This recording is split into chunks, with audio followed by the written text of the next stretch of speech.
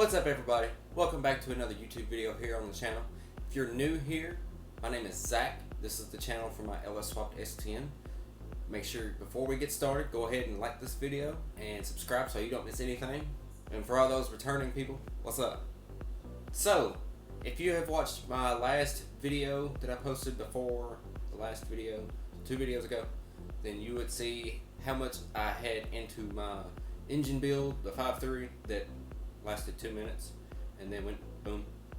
What I'm going to tell you today is what all I spent and how much you could spend or save doing an LS swap. A basic swap, no cam swap, no built transmission, no torque converter, any of that.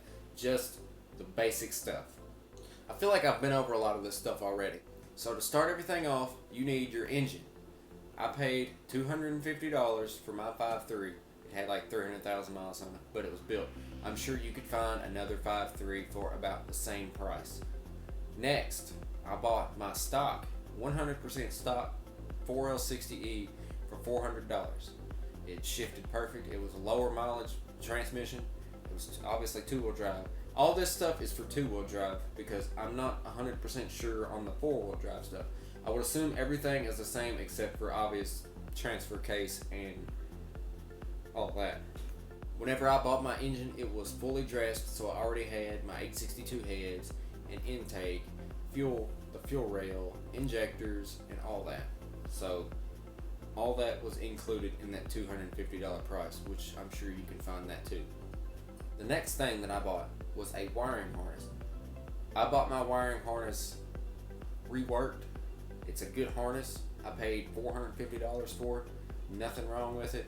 You can get a brand new one for like $1,000 almost, and everything worked. My gauges do not work. My harness has the option for it, but I never wired it up. And it is also a standalone harness too, so it's just the engine and computer. Any of the cab, the interior stuff is separate. Then you have your shorty headers or your long tubes. Long tubes can get very expensive, upwards of about $1,200. Shorties, I paid $160 for my shorties, and they work perfect. Next, I bought a GM muscle car oil pan.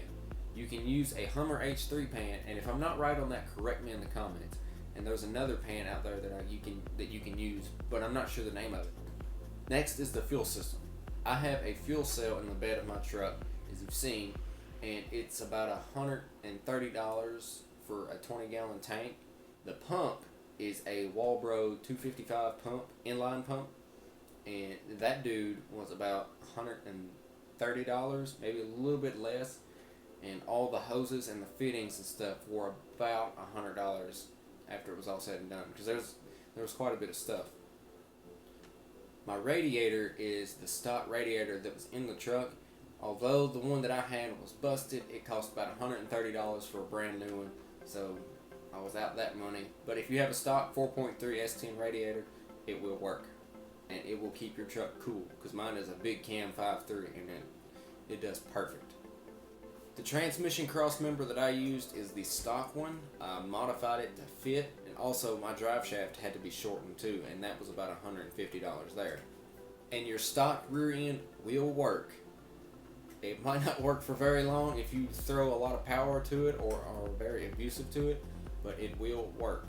I have some people asking if the 4L60 behind the 2.2 or the 4.3 will work.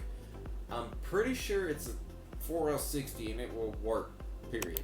You might have to get an adapter plate for the flex plate to the torque converter or something along that line, or maybe even put a full-size torque converter in it. But I'm pretty sure the transmission will work. So what I have here is all of the stuff that I have ever done to the S10. And there's a lot. I spent $300 in sensors.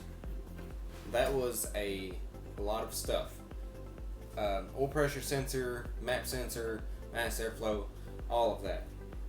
So maybe your engine will come with sensors.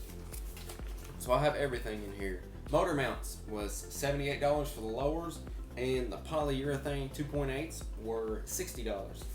I put a new shifter cable on the truck because it was completely locked up, and that was $81. So then my exhaust, the entire system of muffler and all, was about $300, so that was a good little chunk. So, I spent on my S10 about $2,500 to do the LS swap. You can get by with this entire swap for probably about the same.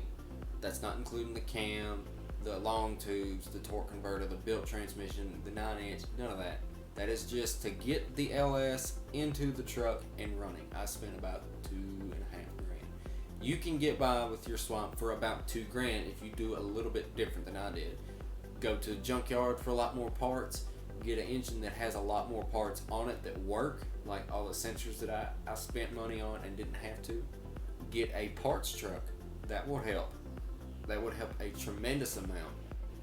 Now, making power, I'll leave a link to that video here so you can check that out and see how much you'll probably have to spend on that. Even if you're just thinking about doing the swap, do it. It is worth it. Don't spend a bunch of money putting into a 4.3 trying to make power out of it. By the time you spend the money it takes to make 260 horsepower out of a 4.3, you could have made well over 400 on an LS. Don't turbocharge your 2.2. Just LS swap it. I mean, or you could small block swap it, but I like my fuel injection. But that is going to be all for this video. Thank you guys for watching. Make sure you click thumbs up, comment, share this video, send it to your friends. There's going to be a lot more S10 stuff coming here soon whenever I can get back to the racetrack. We've had a couple situations going on here at the house, but we're getting it taken care of. But subscribe to the channel so you don't miss anything, and we'll see it.